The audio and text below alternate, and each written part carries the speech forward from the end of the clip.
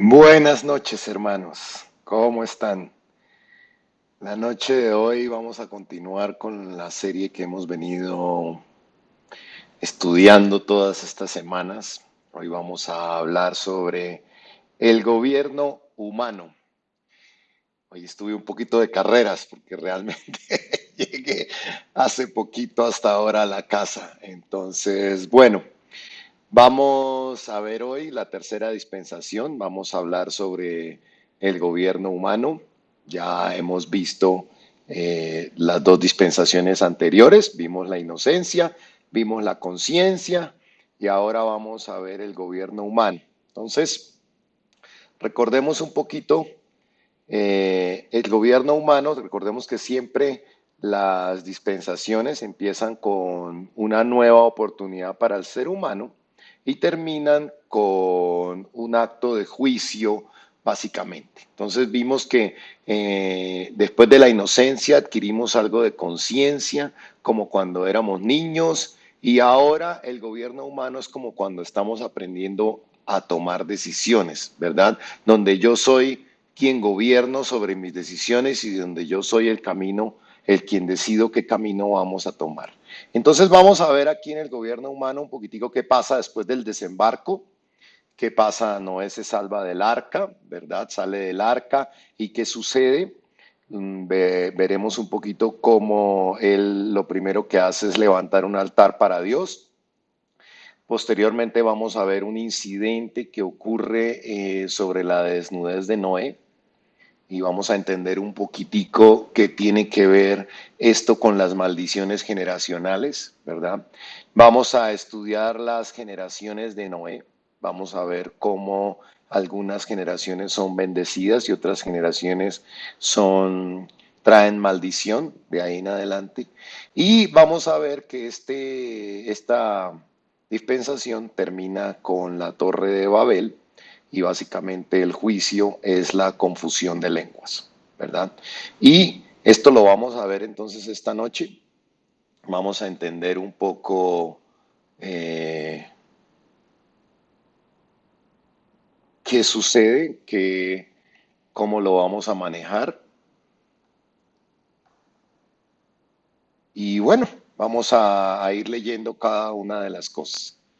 Entonces, lo primero que tenemos que entender, pues es que tenemos una nueva oportunidad, ¿verdad? Noé se salva del arca, entran en el arca, él y su familia, tienen esta nueva oportunidad. Al ser humano se le da esta nueva oportunidad de tener otra vez la autoridad sobre la tierra, sobre toda la creación, para gobernarla, digamos que de acuerdo a todo lo que era su criterio, para tomar ahora sus propias decisiones. Y lo primero que ellos hacen cuando salen del arca es edificar un altar.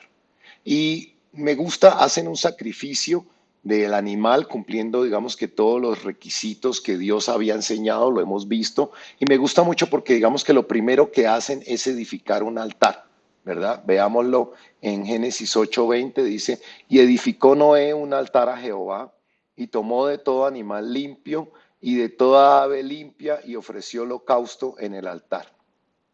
Y dice Génesis 9:1, y bendijo Dios a Noé y a sus hijos y les dijo, fructificad y multiplicaos y llenad la tierra. Acuérdense que el altar era, y hacer los sacrificios de el holocausto, era un prototipo de lo que iba a hacer Jesucristo muchísimos años después. Y cada vez que se hacía este sacrificio era como dando gloria previa al sacrificio de Jesús, lo que él haría muchísimos años después en la cruz. Entonces, acuérdense que Dios había establecido una manera en la que teníamos que acercarnos a él a través de ese sacrificio, no por nuestras obras. Acuérdense que vimos la vez pasada, antepasada, la parte de Caín y Abel, que no debíamos acercarnos por nuestras obras creyéndonos salvos o creyendo que podíamos tapar nuestra desnudez o creyendo que podíamos, como cuando decimos nosotros, el que peca y reza empata. No podíamos acercarnos a Dios así, porque acuérdense que cuando Adán y Eva se taparon, Dios les dijo, no es ustedes con sus obras, yo los voy a cubrir, yo voy a cubrir su desnudez. ¿cierto? Entonces no es nosotros diciéndole a Dios, yo puedo salvarme yo mismo, sino diciéndole a Dios, ok, acepto que tú eres quien me vas a salvar, ¿verdad? Porque cuando decimos yo puedo salvarme por mis obras, es como si estuviera diciendo, no necesito de la cruz. Y es como que estoy desechando el sacrificio que hizo Jesús. Y veamos que siempre Satanás hace las mismas cosas con pequeñas desviaciones. Dios estableció para que la manera de acercarnos a Él era con el sacrificio de animales, como una honra a lo que Jesús iba a hacer en la cruz, pero Dios sacrificó su propio hijo. Dios mandó a morir a su propio hijo, no a uno de nosotros. En cambio, vemos que Satanás siempre a través de las culturas ha pedido sacrificios de niños o personas para su agrado, pero también hay derramamiento. Fíjense que la similitud de las cosas que hace Satanás, también hay un derramamiento de sangre, pero de sangre humana, pero él no sacrifica a nadie de su propia especie. Él espera que los que lo adoren sean quienes tengan estos sacrificios, sacrificios humanos para su adoración, ¿verdad? En cambio, Dios entregó de sí mismo, Dios entregó de lo suyo, de lo más amado que él tenía para hacer ese sacrificio. Entonces vemos la diferencia, ¿cierto? Y entonces ahora se establece con este nuevo principio, se establece como un nuevo pacto con el hombre, ¿verdad? Veamos que nos enseña Génesis. Génesis dice, y habló Dios a Noé y a sus hijos con él diciendo, he aquí que yo establezco mi pacto con vosotros y con vuestros descendientes después de vosotros, y con todo ser viviente que está con vosotros, aves, animales y toda bestia de la tierra que está con vosotros, desde todos los que salieron del arca hasta todo animal de la tierra. Estableceré mi pacto con vosotros y no exterminaré ya más toda carne con aguas de diluvio, ni habrá más diluvio para destruir la tierra. Y dijo Dios, esta es la señal del pacto que yo establezco entre mí y vosotros y todo ser viviente que está con vosotros por siglos perpetuos. Mi arco he puesto en las nubes, el cual será por señal del pacto entre mí y la tierra. ¿Verdad? Entonces, vea, Dios establece un nuevo pacto. Dios es un Dios de pactos. Cuando tú necesites algo de Dios, tú puedes hacer un pacto con Él. Y el tema es que Dios es súper fiel con sus pactos. El problema somos nosotros. Entonces, aquí Dios hace un pacto con el hombre nuevamente y le da un mandamiento. Y le dice, vayan por toda la tierra, edifiquen altares y acérquense a través del sacrificio y fructifíquense. ¿Cuál era la recompensa de esta nueva oportunidad? Gobernar sobre la tierra y tener una comunicación y una comunión con Dios a través de los sacrificios, a través de la manera en que Dios nos enseñó a acercarnos a Él, que para ahora, para nosotros, es la cruz. Acuérdense que estas personas estaban viviendo por fe en los sacrificios, pensando en algo que todavía no habían visto. Tenían que tener fe en algo que todavía no habían visto. Nosotros vivimos por fe en un sacrificio que ya vimos 2000 años atrás, ¿cierto? Entonces la instrucción era acercarse a través de los sacrificios, ¿verdad? Entonces Dios les da esta instrucción, les dice, bendijo Dios a Noé y a sus hijos y les dijo, fructificad y multiplicaos y llenad la tierra. Ese era el mandamiento, fructificad y multiplicaos y llenar la tierra.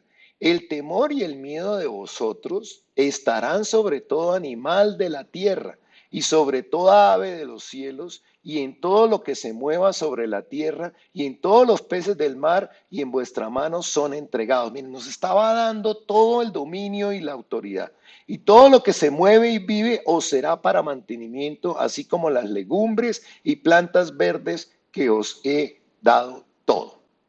Entonces, vean, Dios les da un mandamiento, les dice, llenen la tierra, fructifíquense, multiplíquense y llenen la tierra. Y varias veces les dice, varias veces durante los versículos, cuando uno empieza a leer los versículos, les dice varias veces, hagan esto, llenen la tierra, vayan por toda la tierra, ¿cierto? Porque Dios quería que el hombre gobernara completamente sobre la tierra. Y tenemos que entender algo, todo el que obedece a Dios entra en pacto con Dios, es bendecido. Cuando nosotros somos obedientes a la palabra de Dios, somos bendecidos porque entramos en el pacto, ¿verdad? Eh, Sin embargo, el hombre siempre tiende a romper sus pactos. ¿Y qué pasa cuando se rompe un pacto, cuando se incumple un pacto? Pues en teoría la otra parte tampoco está obligada para cumplir el pacto, ¿verdad?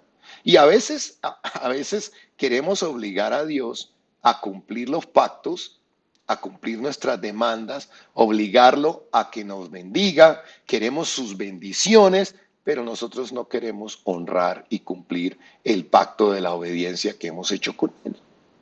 Es increíble. ¿Y qué sucede cuando ustedes, que seguramente lo han vivido, hacen un pacto o hacen un compromiso con alguien o hacen una promesa con alguien? ¿Y qué sucede cuando una sola persona de las dos que hacen el pacto cumple el compromiso y la otra no lo cumple? ¿Cómo nos sentimos nosotros cuando la otra persona no cumple el pacto? Nos sentimos decepcionados porque todos hemos sido sufrido que nos decepciona. Algunos inclusive hemos decepcionado en el cumplimiento del pacto. Entonces cuando nos decepciona nos sentimos dolidos, porque nosotros sí cumplimos el pacto y la otra persona no cumplió el pacto. Nos duele que rompan el pacto que hicimos de alguna manera juntos. Nos comprometimos. Y eso pasa, por ejemplo, en los matrimonios.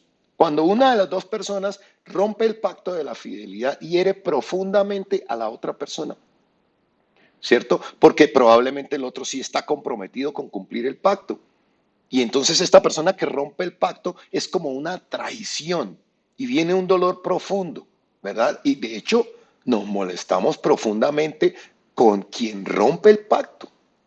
Eso es clarísimo. Hasta a veces desearíamos que se desapareciera de nuestra vida y no volverlo a ver. Hay un sentimiento profundo de rabia cuando la otra persona le rompe a uno el pacto. Y cuando uno es el que rompe el pacto y luego toma conciencia, uno siente que la embarró realmente, ¿cierto? Y eso duele cuando rompen el pacto porque la persona que sí está cumpliendo le duele muchísimo que el otro no cumpla. Igual pasa con Dios. Le duele cada vez que le incumplimos el pacto. Se ofende cuando le incumplimos el pacto. No crean que a Dios no le duele. No crean que a Dios no le afecta cuando nosotros como seres humanos rompemos el pacto con Él. Lo que pasa es que Dios nos ama inmensamente, ¿sí? Y lo mismo que sentimos nosotros cuando alguien nos falla y nos traiciona, siente Dios. Igualito siente Él. Lo que sucede es que Él es realmente infinitamente paciente y misericordioso con nosotros. Por eso no somos fulminados de una vez instantáneamente, porque nos ama infinitamente, porque anhela que luego nos demos cuenta y que nos arrepintamos de lo que estamos haciendo mal. Y por eso Él siempre nos da una oportunidad de volver y de restaurar la relación con Él. Fíjense que lo vemos a través de dispensación tras dispensación. Pero ¿saben qué? A veces inclusive es increíble. A veces inclusive el que rompe el pacto, además de todo, pide que el otro mantenga el pacto. ¿No les ha pasado? Que a veces algunas personas rompen el pacto y quieren que el otro siga manteniendo el pacto y se molesta si el otro dice, bueno, ya no hay pacto y el otro empieza a cambiar, no se molesta. Y lógico, ¿cierto? Porque si uno rompe el pacto, ¿cómo puede exigirle a la otra persona que mantenga el pacto? Y a veces somos así con Dios. Nosotros rompemos el pacto, pero queremos que Dios nos bendiga. Queremos que Dios cumpla nuestras demandas, queremos que Dios nos proteja, nos ofendemos a veces porque Él permite que nos pasen cosas o que no recibimos su bendición cuando somos nosotros que hemos roto el pacto. Y pensemos en el marido infiel que le reclama a su esposa por no tener relaciones, o cuando él es quien está comiendo fuera de la casa y va a reclamar algo en la casa. Y así hay muchas personas que rompen el pacto, que traicionan a otra persona y todavía se sienten con la soberbia y el derecho de ir a exigir. ¿Sí? Entonces, a ver, aquí lo que la persona herida por lo menos pediría es que se deje de hacer el mal. Primero que se arrepienta de verdad. Y que no sea solo un arrepentimiento de boca. Primero, que no sea solo un remordimiento pasajero. Ay, ay, sí, perdóname, no quise embarrarla, ¿qué tal? Pero que por lo menos le duela su error, ¿verdad? Pero que además se arrepienta de verdad y que se vea un cambio, que por lo menos deje de hacer lo que está haciendo malo, ¿cierto? ¿Verdad? Pero de verdad que es que nosotros tenemos una soberbia impresionante, porque así somos con Dios. Queremos no cumplir el pacto, pero queremos que Dios cumpla el pacto y además nos molestamos cuando Dios no cumple el pacto. Seguimos haciendo lo malo, de pronto venimos un momento arrepentidos, pero no queremos dejar el pecado y las cosas que estamos haciendo mal. Es ilógico, mire, cuando ustedes están heridos, cuando uno está herido, y díganme si no, cuando uno está herido, uno lo que quiere es que la otra persona reconozca y cambie. Y yo digo, cuántas personas se acercan a Dios, piden perdón y no quieren cambiar. No quieren cambiar, en su corazón no está el deseo de cambiar esa vida. En su corazón no está el deseo de corregir lo mal que están haciendo, porque están atados a ese pecado, ¿verdad? Entonces, vimos que aquí Dios le otorga nuevamente autoridad al hombre, ¿verdad? Y vimos que decía que el temor y el miedo de vosotros estará sobre todo animal de la tierra y sobre toda ave del cielo, en todo lo que se mueva sobre la tierra, y en todos los peces del mar, y en vuestra mano son entregados. Dios nos estaba dando otra vez toda la autoridad. Todo lo que se mueve, vive o será para mantenimiento. O sea, empieza un gobierno humano de Dios sobre la tierra, dándonos nuevamente una oportunidad. Le dice que todo lo que se mueve os será entregado. Dice que todo lo que se mueve os será para mantenimiento, o sea, que nos podría servir para comer, para absolutamente todo lo que necesitáramos, pero de todas maneras siempre hay reglas. No es una autoridad desenfrenada como hay personas que quieren vivir en autoridad desenfrenada. Y siempre lo decimos, hasta en la guerra hay límites, ¿verdad? Y aquí hay un punto que quiero traerles, porque probablemente muchos de ustedes no conocen esta enseñanza. Génesis 9, del 4 al 5 dice que podemos comer de todos los animales, pero nos da un límite de algo que no debemos hacer. Dice, pero carne con su vida, que es su sangre, no hemos visto. Hoy aprendimos, en nuestros tiempos sabemos que la sangre es la vida de todo ser humano y de los animales. Entonces dice, pero carne con su vida, que es su sangre, no comeréis, porque ciertamente demandaré la sangre de vuestras vidas, de mano de todo animal la demandaré, y de mano del hombre y de mano del varón, del hermano demandaré la vida del hombre. Y yo les quiero dejar aquí una reflexión, porque he estado orando y preguntándole mucho a Dios, porque hay ciertos alimentos que no deberíamos comer porque vienen preparados con sangre. Yo, a mí me encantan las rellenas, pero después de que entendí esto, pues me toca dejar de comer rellenas. Claramente no podría comer rellenas. Ni pichón, es un plato que se prepara en Bucaramanga, no sé si en otras ciudades de Colombia lo preparan igual. Pero ningún plato que se haga con sangre, preparado con sangre, deberíamos comer, porque fíjate que decía que no comerás carne con su vida, que es la sangre. Y yo sé que muchos estarán preguntándose ahorita, ¿y ahora? ¿Entonces no puedo comer carne? No. Vamos a hacer una diferencia entre la carne, la sangre y los jugos de la carne. ¿Sí? Aquí la palabra se está refiriendo exclusivamente a platos en los que se les agrega sangre. Y es importante hacer la diferencia cuando comemos carne, porque realmente no está hablando no se tiene sangre cuando comemos carne. ¿Sí? Y veamos un artículo que ilustra bastante bien este tema que les quiero decir. Dice, no, el jugo rojo de la carne no es sangre. Esto es lo que esconde tu filete. Entonces les voy a leer porque yo sé que ahí no alcanzan a leer absolutamente nada. Dice, Habitualmente cuando se sale a comer fuera a un bar o un restaurante, no son pocas las ocasiones donde se nos pregunta el punto al cual preferimos consumir la carne. Muchos suelen pedir en un punto de cocción bien hecho, cocido, con el objetivo de evitar el aspecto sangrante de la carne. Sin embargo, este jugo rojizo que emana de la carne no es sangre. Cabe destacar que prácticamente toda la sangre que pudiese proceder de un animal se extrae durante el sacrificio de este, o bien como lo se afirma en la Organización de las Naciones Unidas para la Agricultura y la Alimentación. De hecho, sí, el jugo rojo, ¿sí? Fuese sangre, incluso las aves de corral lo producirían, como las gallinas, las aves de carnes blancas, ¿sí? Tan solo suele verse en las carnes rojas. Entonces, ¿qué es? Entonces, ese tono rojizo del jugo de las carnes procede de una proteína que se llama mioglobina, la cual ayuda al tejido muscular a mantener el oxígeno. ¿Sí? Entonces, mioglobina, tal como lo hace la hemoglobina en la sangre, entonces la mioglobina en este caso actúa como la hemoglobina. ¿Sí? Las moléculas de hierro son las que producen el tono rojizo cuando interactúan con el oxígeno, dando a la carne ese color típico rojo. ¿Sí? Y entonces, en la mayoría de los mamíferos, existen grandes cantidades de mioglobina en sus tejidos y por eso se conoce a la carne como carne roja.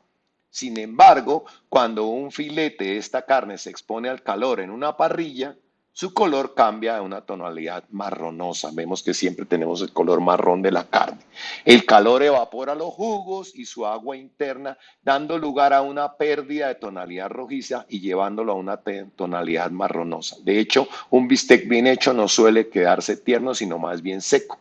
Por eso concluimos entonces que este jugo que sale de la carne no es sangre, no es sangre, sino agua interna mezclada con mioglobina que ha interaccionado con el oxígeno. Entonces, pues esto es muy importante porque sé que muchos de ustedes probablemente en este momento me estarían diciendo, y ahora entonces no puedo comer carne. Julio, ¿de dónde sacó eso? No, la carne, las carnes y los jugos rojos que vemos que parecen sangre, que muy comúnmente muchas personas piensan que son sangre, no es sangre, ya lo vimos, es agua con esos jugos que trae la carne. Sin embargo, sí hay unos alimentos que literalmente son preparados con, con sangre, como las rellenas.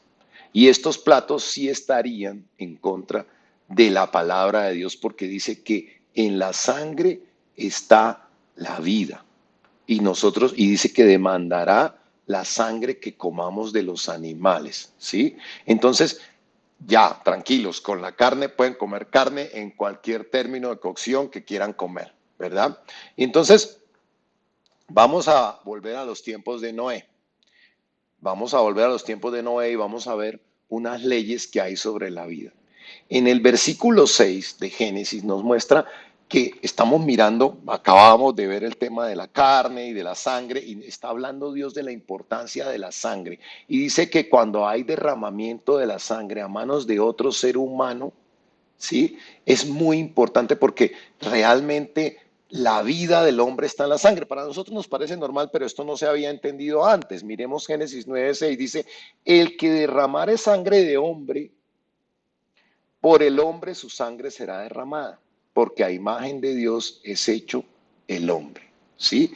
Y por eso vemos hoy en día que hay tantas muertes a manos violentas y por eso nuestra humanidad está en unos tiempos realmente en donde la vida del ser humano no vale nada.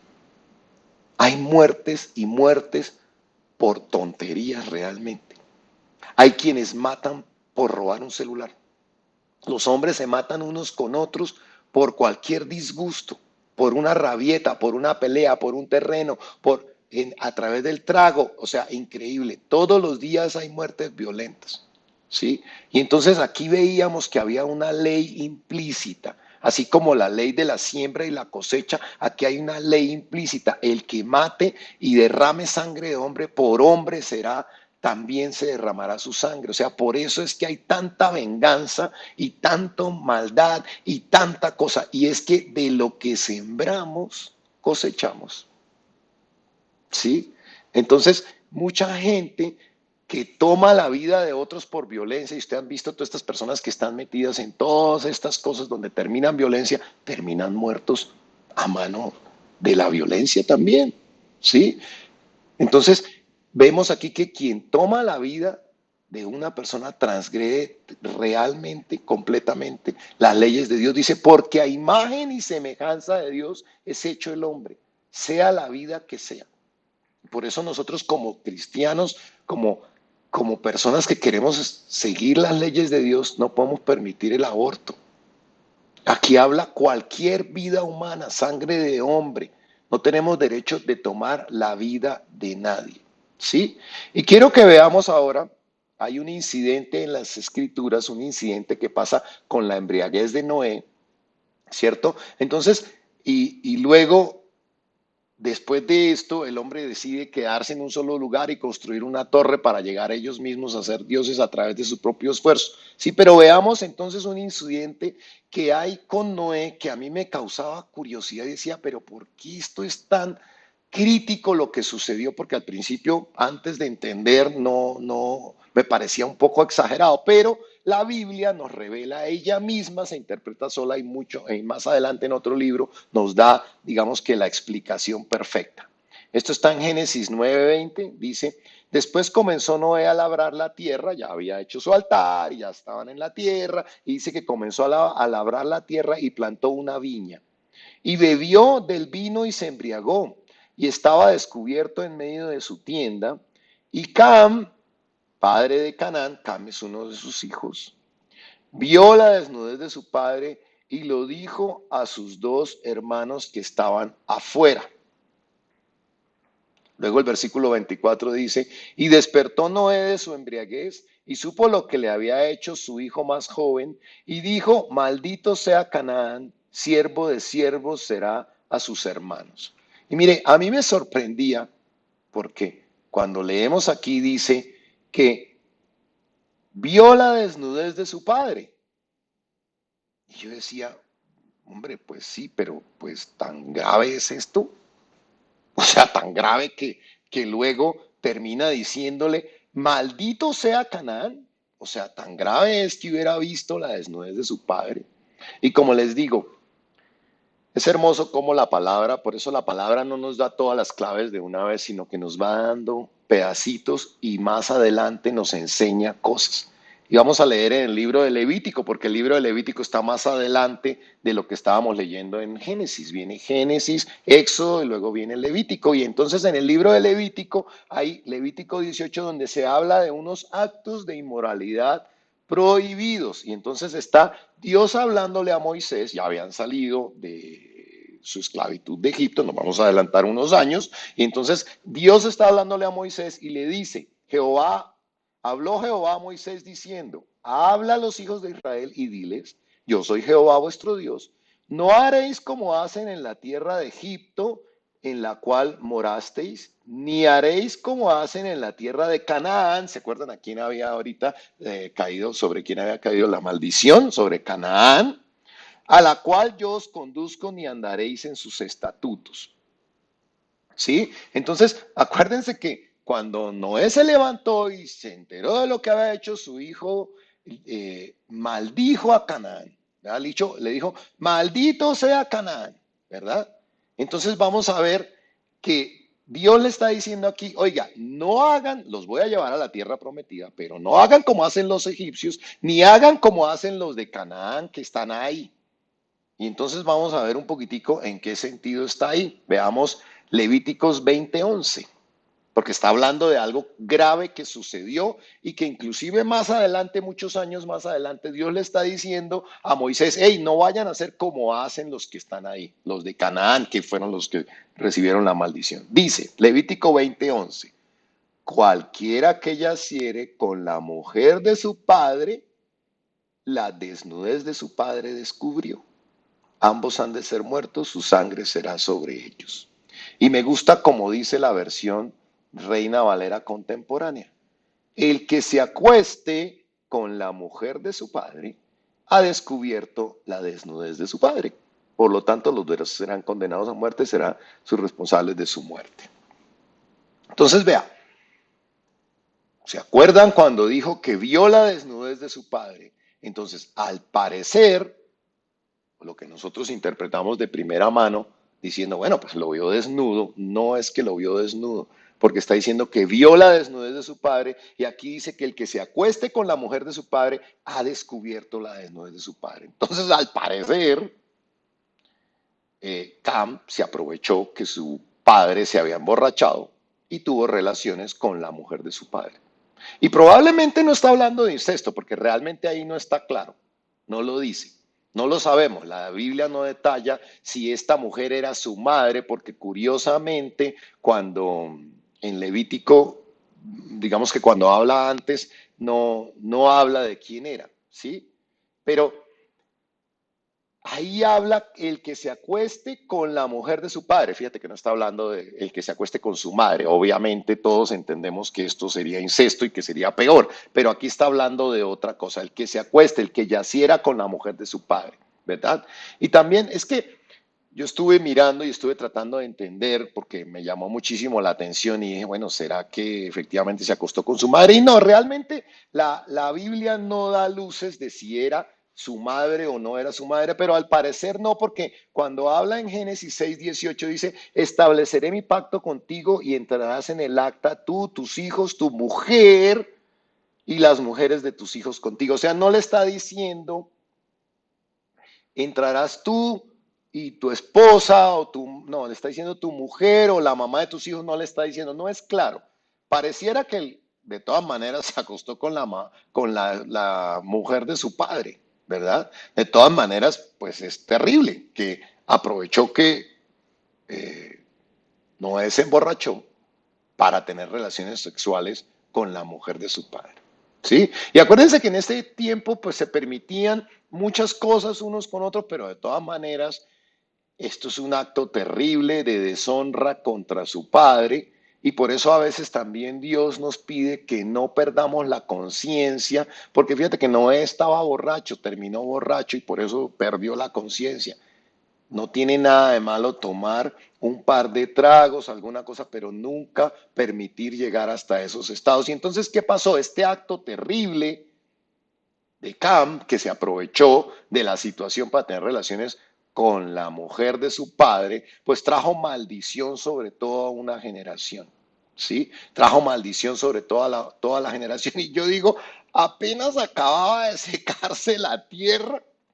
Apenas acababa de secarse la tierra después del diluvio, vio Cam todo lo que había pasado y cuántas personas habían muerto y apenas acaba de secarse la tierra y ya está haciendo lo malo. Es que yo digo, definitivamente nosotros como seres humanos estamos prestos a hacer lo malo porque hay iniquidad dentro del hombre, hay maldad, hay una incapacidad por hacer el bien, de no querer controlar sus propios impulsos, ¿sí?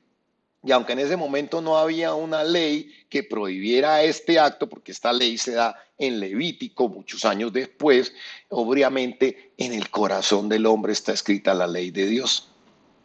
Y eso lo podemos ver en Romanos, ¿sí? Porque Romanos nos enseña, porque cuando los paganos, o sea, cuando las personas que no son del pueblo de Dios, que no tienen la ley, y entonces cuando ellos hacen por naturaleza lo que la ley demanda, son ley para sí mismos, aunque no tengan la ley y de esa manera demuestran que llevan la ley escrita en su corazón, pues su propia conciencia da testimonio y sus propios razonamientos los acusarán o los defenderán.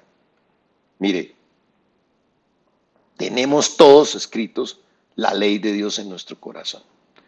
Y Dios, debido a esto y debido a que parece que Cam y sus descendencias y Canaán, y fíjese que terminan haciendo esto porque cuando Dios le dice a Moisés, no vayan a hacer lo mismo que hacen en la tierra de Canaán, o sea, siguieron haciendo estas cosas. Muchos años después, sí, siguieron haciendo estas cosas. Y entonces Dios nos enseña que la ley está escrita en nuestro corazón para que todos tengamos claridad, que todos tenemos la capacidad de discernir qué está bien y qué está mal. para que podamos entender qué ofende a Dios. Y entonces volvemos a los tiempos de Noé. Y entonces el hombre tenía que ir por la tierra y llenarla. El hombre tenía que ir por toda la tierra, fructificar y llenar la tierra, pero haciendo el bien, haciendo los sacrificios para Dios, para acercarse a Dios a través del perdón de los pecados y haciendo el bien y llenar la tierra. Y entonces vamos a ver un momento las generaciones y cómo Cam termina trayendo maldición a sus generaciones, ¿sí? Entonces, Cam, lo vamos a ver más adelante, vamos a ver un momentico a Sem.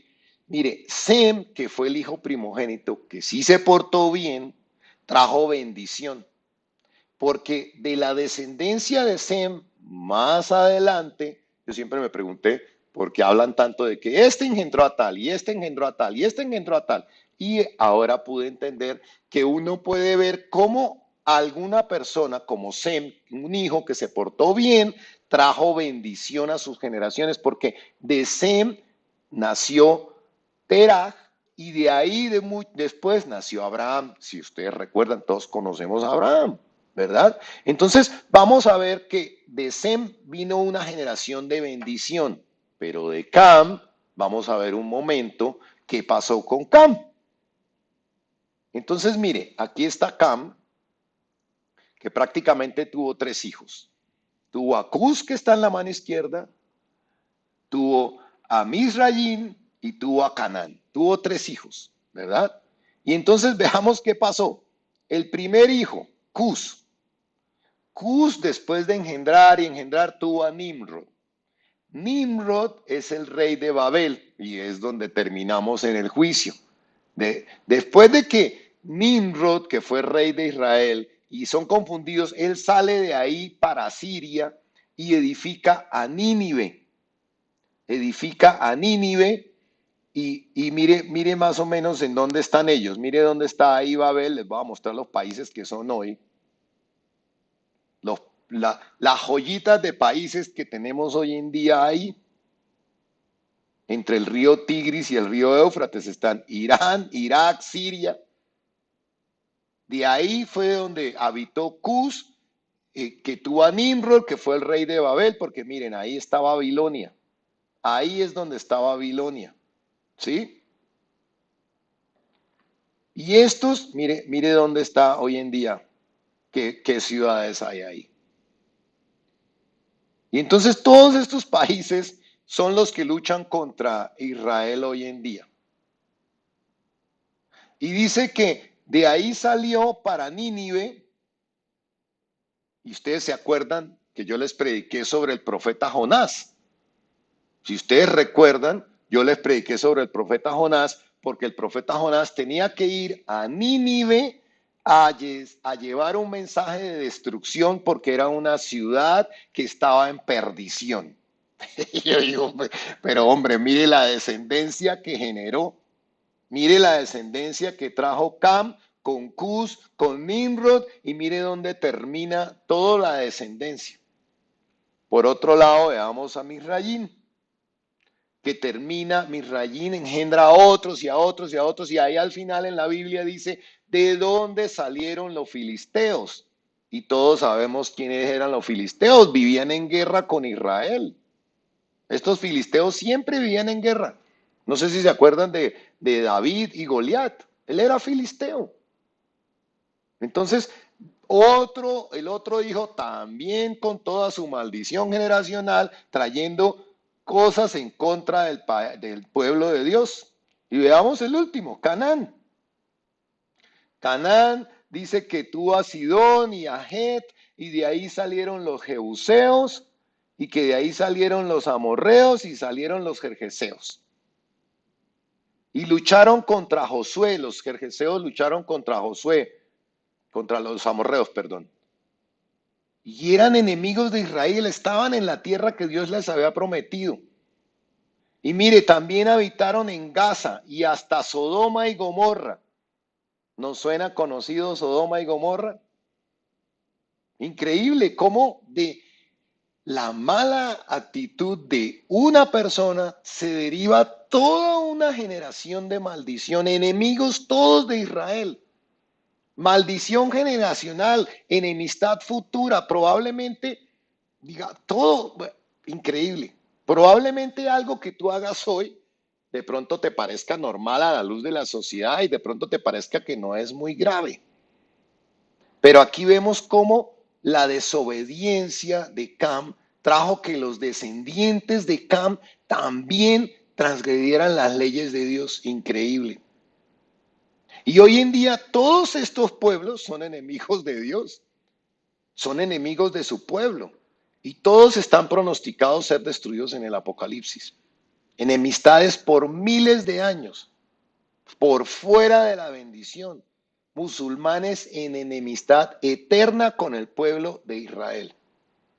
La línea directa, porque estaban Sem, Cam y Cam, la línea directa, descendientes de Noé, se torció y de ahí terminó una descendencia paralela con un pueblo que no ha hecho sino estar en guerra con el pueblo de Israel. ¿Sí? Entonces, increíble, increíble cómo las cosas que están pasando y que podemos ver cada día. Y en cambio, la presencia de Dios trajo bendición. ¿Sí? Y vemos cómo la presencia de Dios definitivamente es la mejor herencia que nosotros le podemos dejar a nuestros hijos. ¿Sí? Y bueno, listo, perfecto. El hombre haciendo lo malo y entonces nuevamente entra en desobediencia. Y el hombre nuevamente dice, Génesis 11:4, perdón, dice, y dijeron, vamos, edifiquémonos una ciudad y una torre. Una ciudad, ¿se acuerda que Dios les había dicho, vayan por toda la tierra? Llenen la tierra, no se queden en un solo lugar. Y el hombre dice, edifiquémonos una ciudad y una torre, cuya cúspide llegue al cielo, y hagámonos un nombre por si fuésemos esparcidos sobre la faz de toda la tierra.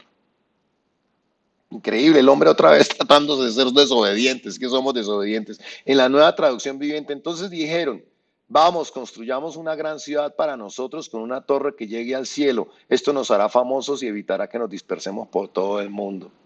Cosa sería el hombre para unirse realmente para hacer lo malo, de verdad. Nos unimos para hacer lo malo. Y dice, hagámonos una torre para llegar al cielo. El hombre tratando de engrandecerse nuevamente, el hombre tratando de enaltecerse con sus obras, con la capacidad de lo que puede hacer, dejando de lado a Dios y queriendo ser Dios. Engrandezcámonos, se jacta, el hombre se jacta de toda la ciencia que ha descubierto. De verdad, aprendimos los secretos de la concepción, de cómo vienen los bebés, aprendimos cómo se fecunda un óvulo, cómo nace una nueva vida, que es un milagro maravilloso y queremos eliminar al diseñador de esta obra. Cada vez que aprendemos algo sobre la ciencia, queremos quitar a Dios de la ciencia y se nos olvida, nos maravillamos de lo sabio que somos como seres humanos, de que aprendimos cómo funciona, pero se nos olvida quién es el creador, quién orquestó la ciencia, quién es el que hace posible todos estos milagros. Cuando realmente la ciencia que nosotros aprendemos es entender lo que Dios creó, no es crear, ¿cierto? Pero resulta que cuando entendemos nos creemos dioses, nos creemos reyes de la sabiduría. Pero como ya lo hemos visto y se los he dicho en todas estas estudios, tenemos cerebro de caracol comparado con la sabiduría de Dios. Lo estudiamos en los evangelios de Jesús. Y entonces, ¿qué sucede? Pues, lamentablemente, nuevamente, caemos en un juicio. Viene un juicio, la confusión de las lenguas, dispersión por toda la tierra. Dios había prometido no mandar otro diluvio, se acuerda que había hecho un pacto y Dios sí es fiel en cumplir su pacto, pero encontró la manera de dispersarlos a todos, que no se entendieran unos a otros, cosa difícil realmente que es mantener una conversación con alguien que habla otro idioma cuando tú no entiendes, cuando no entiendes nada, ni siquiera entiendes las cosas escritas. Es increíble cuando uno viaja a otro país que hablan un idioma en el cual uno no tiene ni idea, porque a veces uno más o menos sabe, entonces medio entiende, pero cuando uno no tiene ni idea, lo difícil que es ponerse de acuerdo. Entonces imagínate el uno diciéndole, ay, haga un hueco y el otro, ¿qué? ¿Quién está hablando? No le entiendo. Sí, pero pongamos los ladrillos aquí y no se entendían. Entonces finalmente cada uno termina como aburrido y termina cogiendo su camino. Ah, Babel significa confusión, que luego vendría a ser la ciudad de Babilonia y que ahí estaría el reino, el imperio del rey Nabucodonosor, quien ese imperio sería un foco de idolatría y ellos serían quienes destruirían a Israel. Después de cuando los profetas que les dicen y les dicen y les dicen y les dicen que, y definitivamente ellos no quieren poner atención. Veamos Génesis 11, 5, 8. Dice, y descendió Jehová para ver la ciudad y la torre que edificaban los hijos de los hombres. Y dijo Jehová, he aquí el pueblo es uno, y todos estos tienen un solo lenguaje y han comenzado a hacer la obra, y nada les hará desistir ahora que lo que han pensado hacer. Ahora pues descendamos y confundamos allí su lengua para que ninguno entienda el habla de su compañero. Así los esparció Jehová desde allí sobre la faz de la tierra y dejaron de edificar la ciudad. Mire, definitivamente Dios nos conoce mucho. Cuando se nos mete un pensamiento en la cabeza, mire que Dios como lo dice ahí. Dice, nada les hará desistir ahora de lo que han pensado hacer. Y es que el hombre para hacer lo malo vive pendiente. Para hacer lo malo se junta para hacer lo malo. Uno los invita a las personas, y no sé si les ha pasado, y han invitado a algunas personas, ven, mire, asistamos a un estudio bíblico y nadie quiere, las cosas de Dios nadie las quiere, pero hay de donde les diga a uno, juntémonos para hacer algo malo y verán que sí, increíble. Y veamos un momentico el mapa, mire, este es el reino de Babilonia, ¿sí? Este era el reino de Babilonia. Fíjense que tenía a Siria, y el que está en rojo era el imperio asirio. Es increíble lo grande que era Babilonia. Y no sé si ustedes recuerdan que en Babilonia habla de los jardines colgantes, que es una de las maravillas del mundo, los jardines colgantes. Y entonces finalmente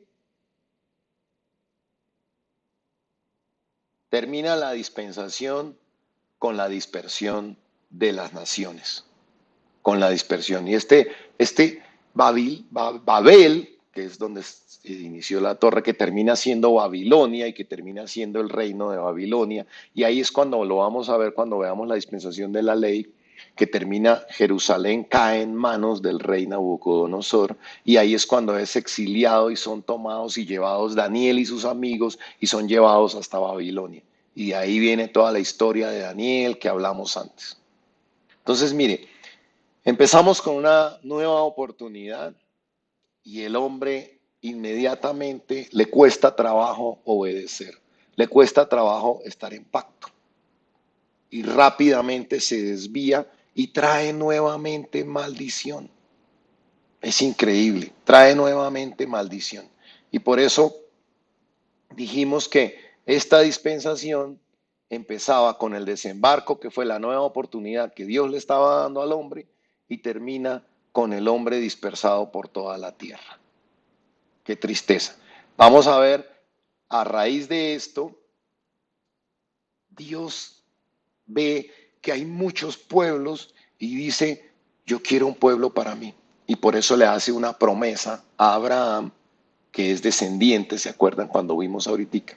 Y dice, yo quiero un pueblo para mí, un pueblo que me ame. Entonces hay una descendencia que se mantuvo limpia y todos los otros torcidos, que no hacían caso, rebeldes, haciendo lo malo. Y Dios dice, yo quiero un pueblo para mí. Y dice, voy a hacerle una promesa a Abraham y de ahí nace Israel. Y eso lo vamos a estudiar más adelante.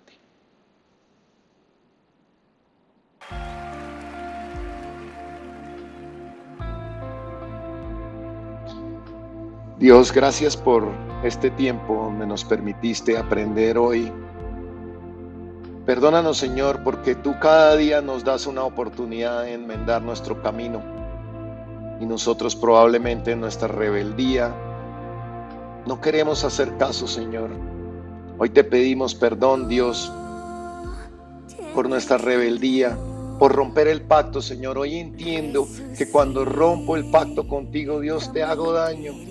Y así como yo he vivido y he sufrido las heridas de romper el pacto, Señor, y que hayan roto y de sentirme traicionado, Dios, hoy te pido perdón porque sé que te he herido tu corazón cada día que rompo el pacto contigo, que no soy obediente contigo, Dios. Te pido perdón, Señor. Te pido que me ayudes a ser obediente. Espíritu Santo, yo quiero hoy pedirte, me rindo a ti. Quiero rendirme, quiero buscarte cada día para que seas tú quien guíe mis pasos, Señor. Tú seguirte día a día, estar en paz contigo y poder caminar en el camino que tú has trazado para mi vida, Señor.